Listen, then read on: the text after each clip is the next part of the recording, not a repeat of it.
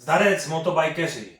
Tak, rok se přešel s rokem a máme tady rok 2026 a na letošní rok opět plánuji jízdu spolehlivosti. Tentokrát to bude jízda spolehlivosti na 500 km za 12 hodin. Termín jízdy spolehlivosti je 6.6.2026. Je to teda první sobota v červnu. A čas odjezdu je mezi 8. a 9. hodinou z Hoclavic, tady od nás, z centra Hoclavic, takzvaně z placu, kde je socha Franty Palackého. Takže od Franty Palackého tady v centru z Hoclavic mezi 8. a 9. odjedeme a pojedeme 500 km, nějakých 12 hodin, takže bychom se měli vrátit někdy kolem 8. 9. večer, což je celkem přijatelné, protože odjedeme za světla, pojedeme celý den za světla a měli bychom se vracet zase za světla. Takže to bude fajn. Trasu zatím neznám, ale já ji naplánuji. Jakýsi prvotní odhad, předpokládaná trasa, kterou pojedeme, tak je to tady po Moravě. Takže pojedeme nějaké kopečky, nějaké zatáčky, nějaké vinice zřejmě, jo, někde kolem různých jeskyní a tak dále. Těch 500 km za těch 12 hodin se dá stihnout. Tak, primárně je tady ta výška určená pro motoveterány, ale pokud někdo chce přijet s Valorexem, tak ať přijede. Jo, jsou to sice 3 kola místo 2, ale pořád je to motorka. A jinak, pokud teda nemáte veterána a chcete teda přijet na normální velké mašině, dospělé, takzvaně Japoncovi nebo já nevím, Italovi nebo čím chcete jezdit, tak teda klidně můžete, není to zakázané.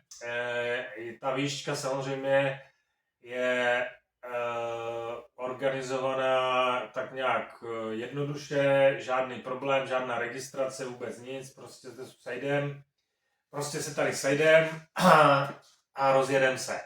Každý si může jet svoje tempo, jaké chce.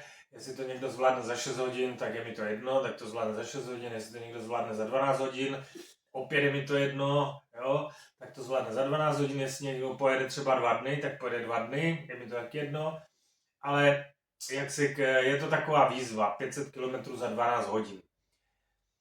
No, jak jsem řekl, trasu ještě dopřesním, tu budu nějak do poloviny dubna, to dám dokupy, odkud pojedeme se ví, pojedeme z Hoclavic a vrátíme se zase do Hoclavic. Takže 6.6. A jo. Jedna věc, pozvánka pro nadšence motocyklové, této výšky se letos zúčastní i mistr České republiky v motocyklech na otevřených okruzích. Takže pojede s náma zajímavá osoba. Jak jsem řekl, je to mistr České republiky v motocyklových závodech na otevřených okruzích. Takže můžete se tady setkat s mistrem České republiky. Přislíbil účast, takže datum už má napsané v kalendáři, takže všecko klapne.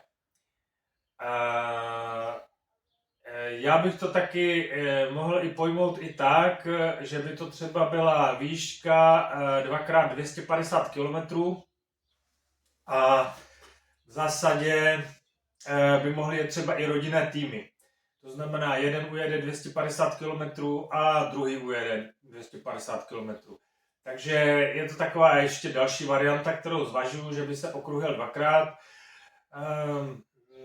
Nevím, jestli je to dostatečně zajímavé, nebo není to zajímavé jet okruh dvakrát, ale zase třeba, kdyby jsme se tam třeba takhle různě míjeli, tak je to zase zajímavý, jo? Než když se člověk rozjede a pak už nikdy nikoho neuvidí, prostě každý si jede nějakým svým tempem, tomu já rozumím.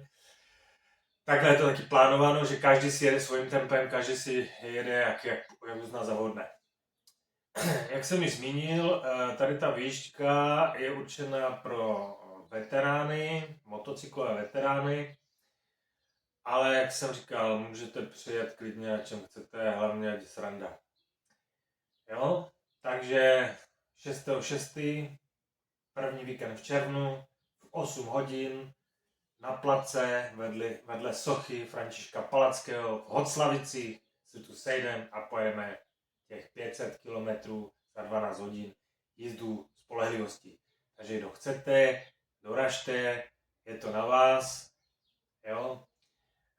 Pokud byste se chtěli někde tady ubytovat, tak někde tady v okolí jsou penziony, v tom problém není. Hospoda je otevřená v odpoledních a večerních hodinách v sobotu. A co se týká kempování, tak tady ve vedlejší vesnici v Mořkově je kemp, takže tam se dá zakempovat. Jinak já tady jako neorganizuju žádné ubytování, žádné nějaké kempování na trávě, někde na poli, to vůbec. Jako jednak jsou to soukromé pozemky a já s těma majitelama se neznám, takže nevím co a jak. Takže takto. Takže motobajkeři, dovalte, ať si to užijeme. Zdarec!